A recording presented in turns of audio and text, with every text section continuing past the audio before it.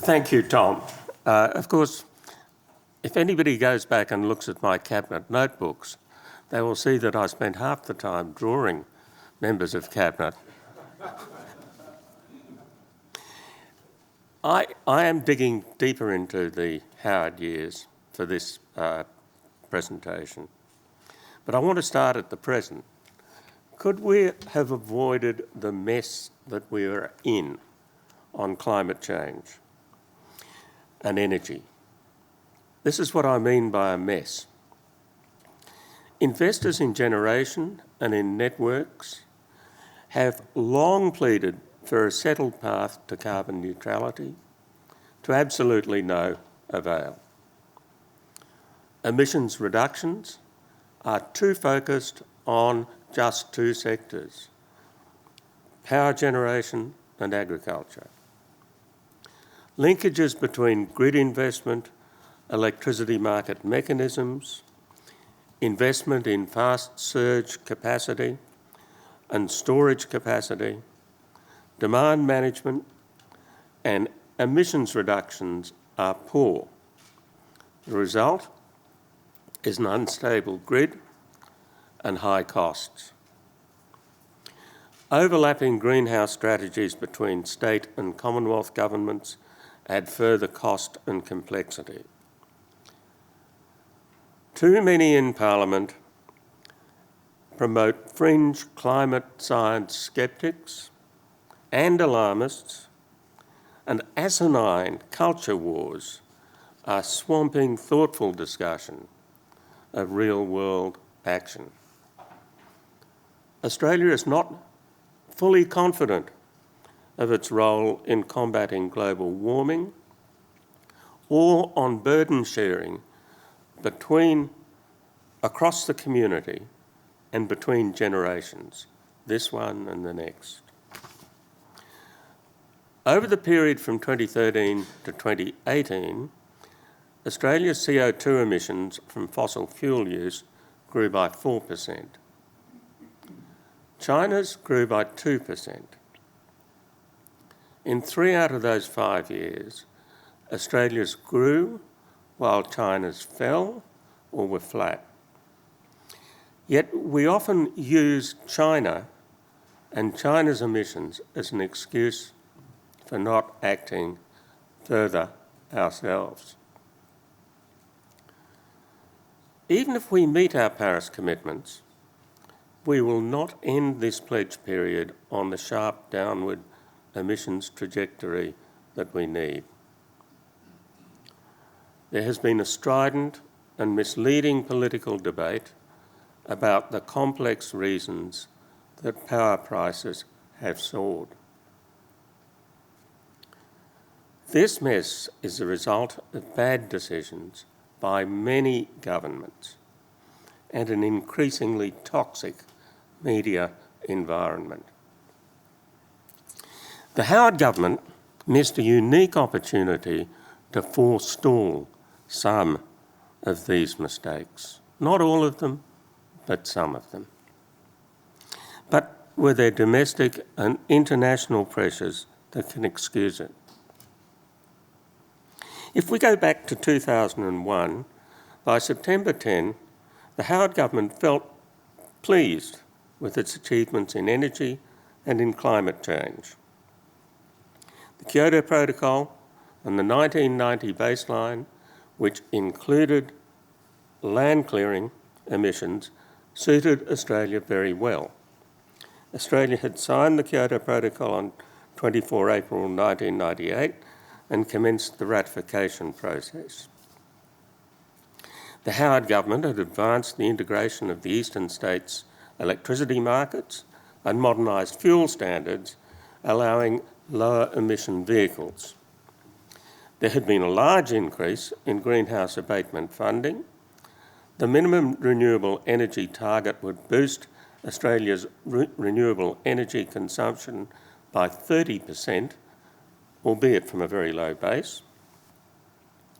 And the coalition had more broadly undercut the claim of the Democrats and Labor to be the only parties that could deliver environmental protection through its Natural Heritage Trust the regional forest agreements, and water and salinity initiatives.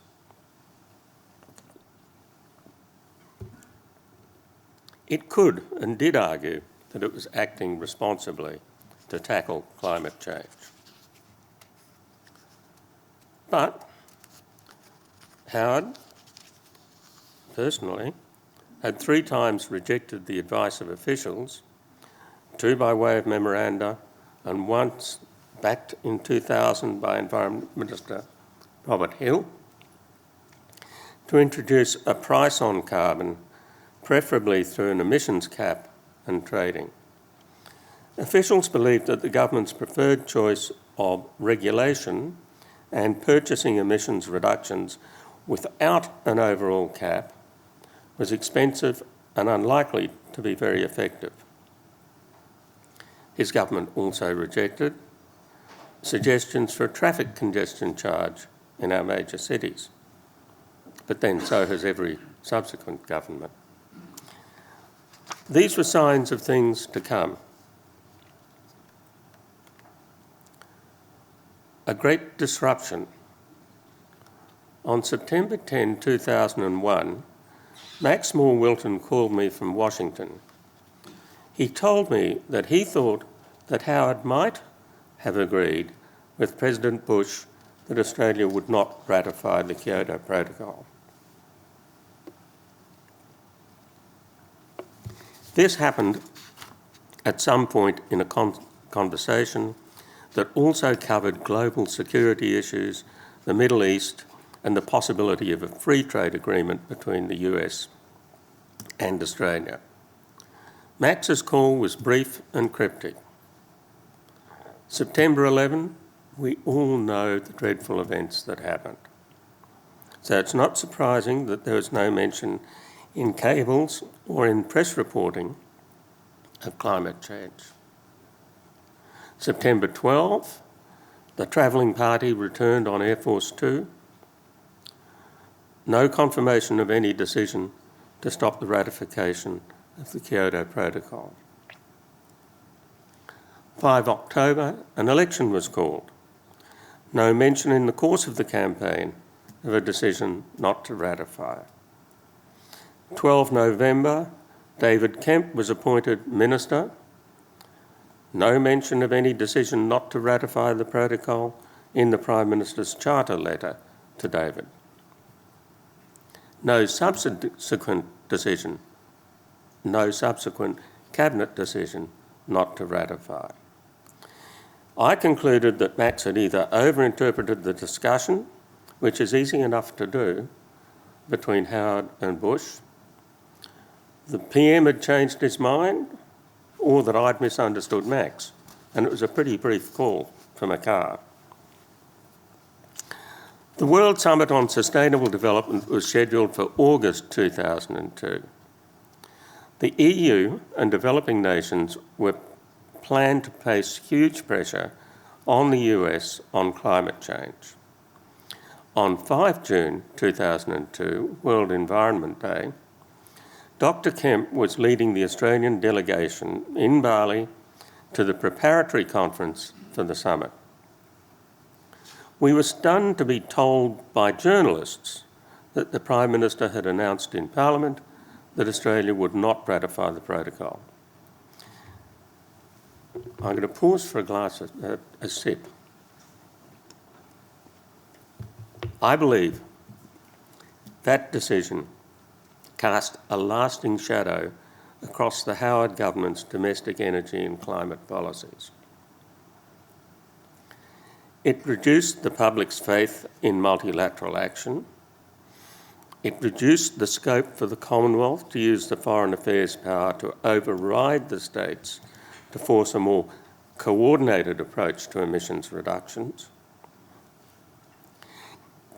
Given that we had received all we asked for at Kyoto, and we, in any case, committed to achieving our targets, irrespective of ratification, why did this happen? I think it was for a mix of domestic industry, domestic political and geopolitical reasons. Australia had a huge slate of carbon-intensive resource investments, capped by a $25 billion LNG deal with China, which the PM played a very important part in securing. And there was aggressive lobbying by industry-intensive segments of industry not to ratify. Politically, the belief that the environment was no longer a key negative for the coalition gave courage not to ratify. The US pullout from Kyoto and the heightened security importance of the US alliance gave both cover and a reason to curry favour in Washington. And finally, there are undoubtedly flaws within the protocol itself in regard to participation by China and the advanced developing countries. These might explain the highly symbolic captain's call not to ratify the protocol. After the captain's call, in response, Kemp successfully argued that it was important for our international credibility to acknowledge the fairness of our Kyoto target and to revitalise our domestic strategy to meet it. Kemp and Foreign Minister Downer set out the forward path on climate change in a joint press release approved by the Prime Minister. There was a new willingness to consider emissions trading, the officials' favourite, rather than simply relying on regulation, renewable power and plantations. An intense period of consultations with industry and environmental groups followed. The Business Council was split. The resources sector opposing emissions trading, while the services and banking and finance sectors supported it. In July 2003, 5 ministers recommended to Cabinet a phased introduction of an emissions trading scheme excluding agriculture and transport. Extensive Treasury and ABARE modelling done under the instructions of the Secretary's Committee, of which I was Joint Chair, showed that the costs of the proposed scheme were modest. There was discussion of the need to provide a carbon futures market with the availability of some emissions credits over a long time frame to enable companies to hedge risks and the market to price the future path of carbon.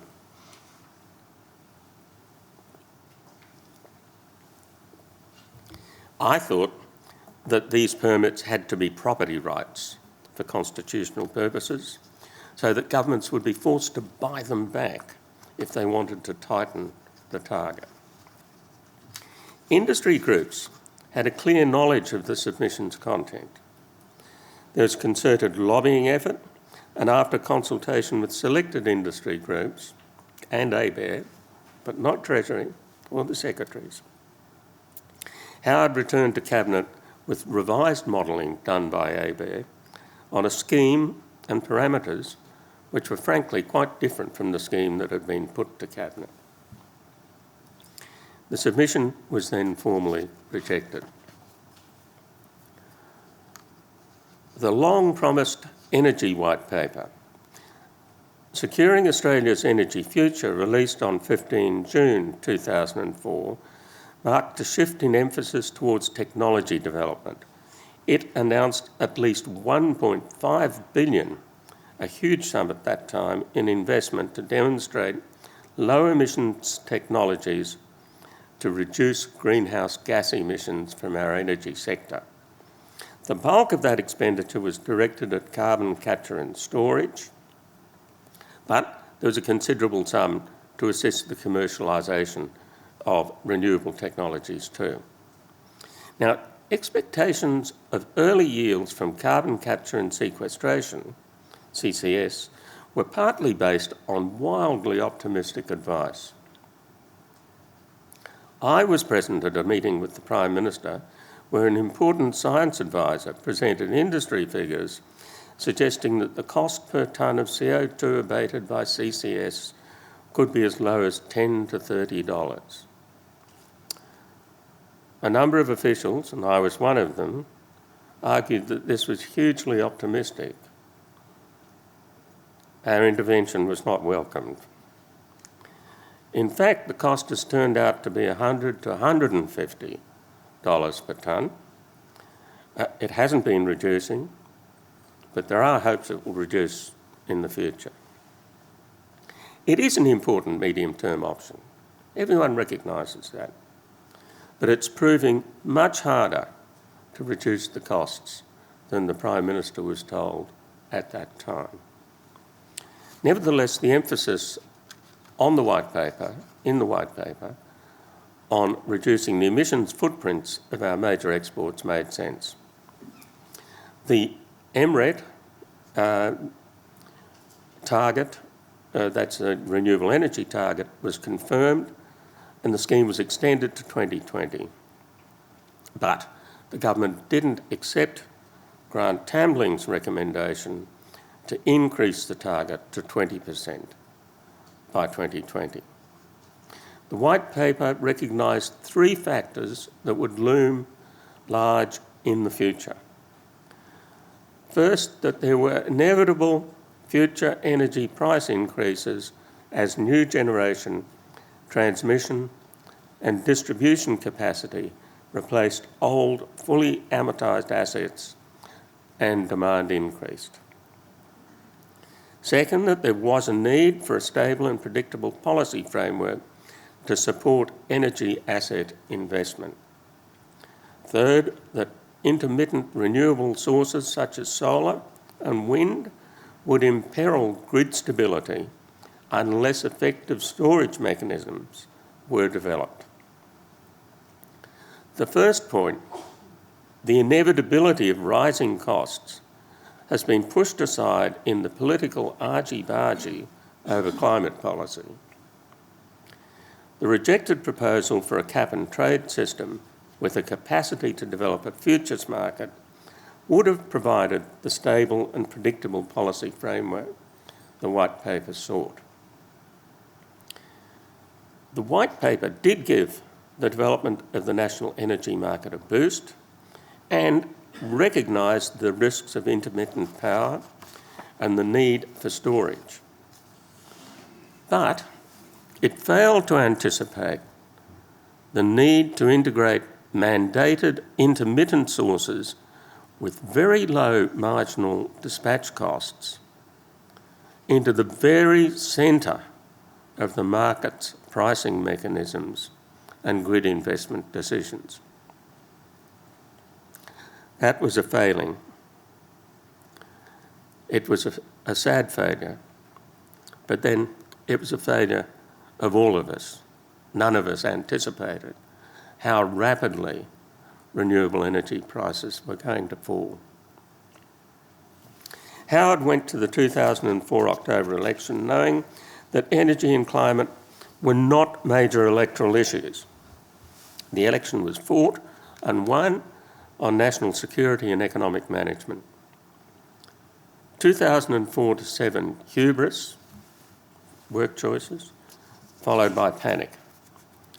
The Howard government won the 2004 election comprehensively, but emerging from the background was drought. 1996 and 97 were low rainfall years across eastern Australia. 1998 was the hottest on record. 2001 and 2003 were the driest. 2003 saw massive bushfires, including the loss of 500 homes in Canberra. Drought was widespread from southeast Queensland through the entire Murray-Darling Basin to Adelaide.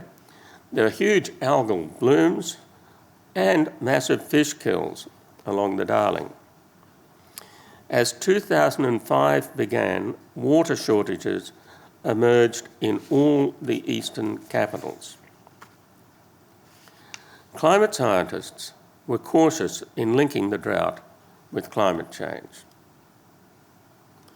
But they noted that many climate models suggested a progressive drying of southeast Australia. Others were less cautious.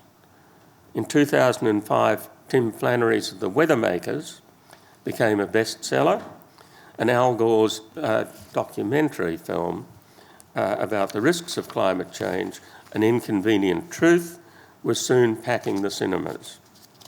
Climate change had become the subject of alarmed discovery and euphoric enthusiasm by the general public. Polling showed that 68% of the population supported the proposition that global warming is a serious and pressing problem. We should start taking steps now, even if this involves significant costs. This was a critical opportunity. A window had opened. The government could have acted with broad support to set in place long-term policies and structures to deal with climate beyond 2012. The policy wonk shorthand for this is never waste a crisis. From 2005 on, the failure to ratify the Kyoto Protocol became a symbolic issue. Domestic climate responses were increasingly seen as weak. The Commonwealth wasn't seen as leading and was not willing to exert potential constitutional power over the states. The states started to develop a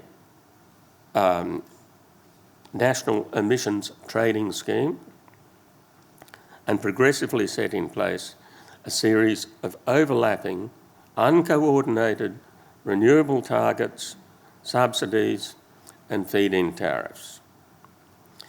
In 2005 and 2006, the Howard government tried to outflank the climate debate by throwing considerable resources into examining nuclear power.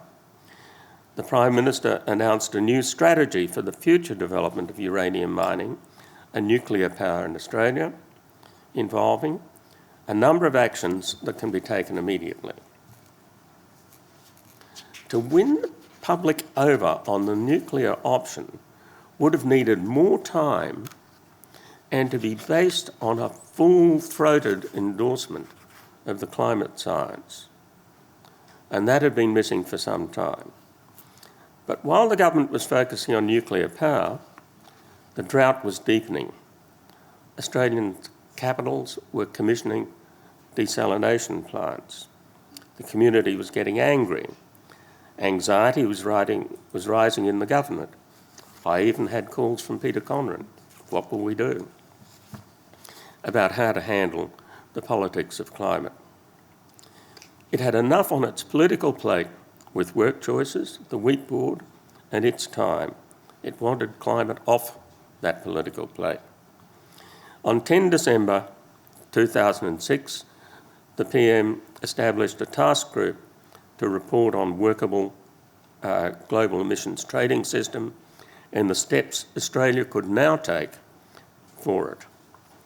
The task group reiterated and extended the advice that the government had received from officials for a decade, the need for an explicit constraint on emissions beyond 2012, and that an emissions trading scheme was the least cost way of achieving that. This was a good proposal. It was a good proposal that the Prime Minister took to the November election, but he had acted too late on this aspect to reverse the public cynicism about the government energy and climate policy. In summary, the Howard government saw some huge achievements in energy. It laid the foundations for the resources boom through cultivating links with China. Australia moved to be the world's second biggest exporter of LNG and coal. It modernised Australia's fuel standards, which enabled more efficient cars and trucks. It rationalised the excise treatment of most fuels. It further progressed the integration of the Australian electricity market and established the key regulatory agencies for electricity and the transmission of gas. It won a deal at the Kyoto conference that achieved all we'd hoped for. It was well on the path to meeting our Kyoto targets, albeit principally through a reduction in land clearing. But in politics and in policy, timing is everything. When the window of opportunity opened to establish those long-term goals and overall emission cap and trade system, and to build lasting institutional links between climate policy and the energy market, Howard failed to act early enough. His decision not to ratify the Kyoto Protocol became symbolic of failures to act resolutely on climate change, although it made little difference to our domestic policies. He missed the chance to claim full constitutional powers to avoid ill-thought-through state renewable schemes and to ensure a more integrated transition to renewable power. His government raised nuclear power, a good thing to do, but quickly judged it was electoral poison. It was not full-throated in support of the mainstream climate science. These failures costed dearly in the 2007 election. But they cost the country more. The window for action was closing. Prime Minister Rudd dawdled. By 2011, half the community thought that any steps to deal with climate should be gradual and low cost. A disaster for rational climate and energy policy ensued and has continued to this very day. Thank you.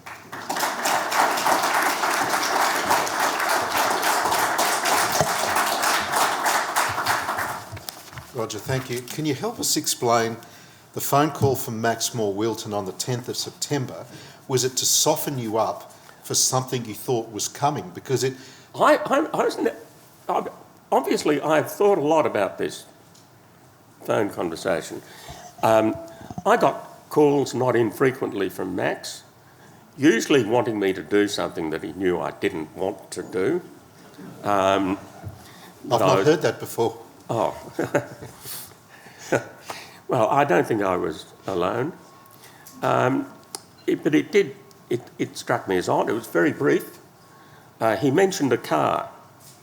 Either he was in a car or the conversation had happened in a car. Not quite sure which. And it wasn't clear to me was whether it was a decision that had been made or that he felt that it might have been made. I've sat through conversations and even participated in them at the most senior levels of government. And I was acting Cabinet Secretary for on many occasions. And I have seen ministers come out of meetings with very different views of what had been agreed and discussed. We stuck to the Prime Minister's view of what had been agreed usually, and that prevailed. So I wasn't sure whether Max had... It was not an instruction. It was a sort of heads up, but a slightly ambiguous one. And then nothing backed it up until Environment Day. So did that prompt you to see a link between the Howard government's general unease with multilateralism and this conversation with President Bush? Now I'm stepping out of my area of expertise, but the sense we had at the time, all of us in Canberra, Interfet had showed us just how exposed we were and how reliant we were on both US diplomacy and over-the-horizon deterrence. We lacked some significant strategic capabilities of our own. If you add to that a growing anxiety about Islamic terrorism and our knowledge that this was growing in Indonesia as well, I can understand a concern to be very close to the US. Now, Bush had gone to the 2000 election with no proposal not to ratify the Kyoto Protocol. He had gone to that election with, in fact, a Clean Skies Bill, which was going to include carbon caps. Early in 2001, when early 2002, when Kemp and I were in Washington, the head of Exxon, in a private meeting, told us that they had exerted great pressure on Bush to kill those caps. And there was a wrangle within the Bush cabinet between Christie Todd Whitman, the director of the EPA, Cheney, and the resources, the energy minister. And Christie Todd Whitman, whom Robert Hill had been supporting, eventually lost. So I could see a context in which there was a general concern about multilateralism and a wish to be close to the US for good, complex strategic reasons, geopolitical reasons, and that possibly ratification was a relatively low-cost way, or not ratification, Of showing solidarity. of showing solidarity. We were the only country that did show solidarity.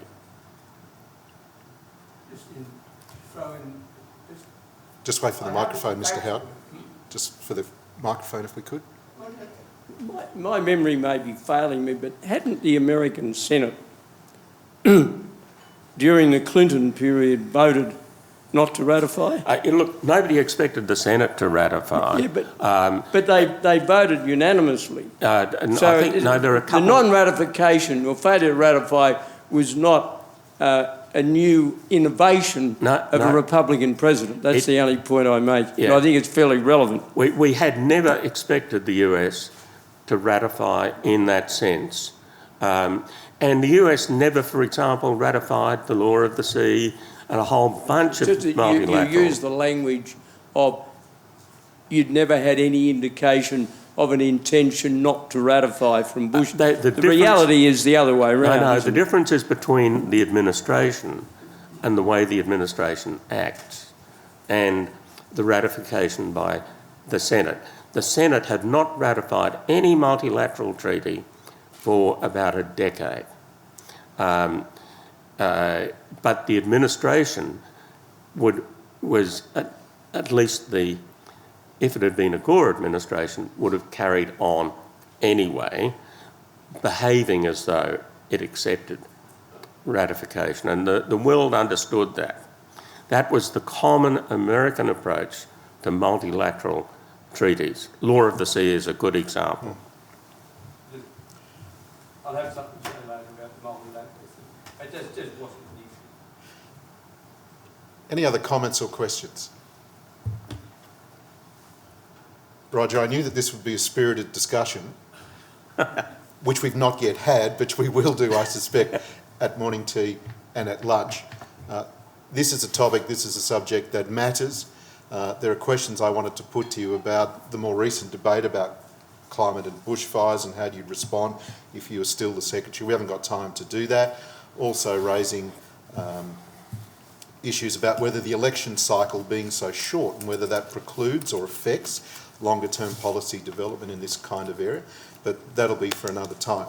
But can I say we're grateful to you for the detailed preparation for your presentation, and please join with me in thanking Roger this morning.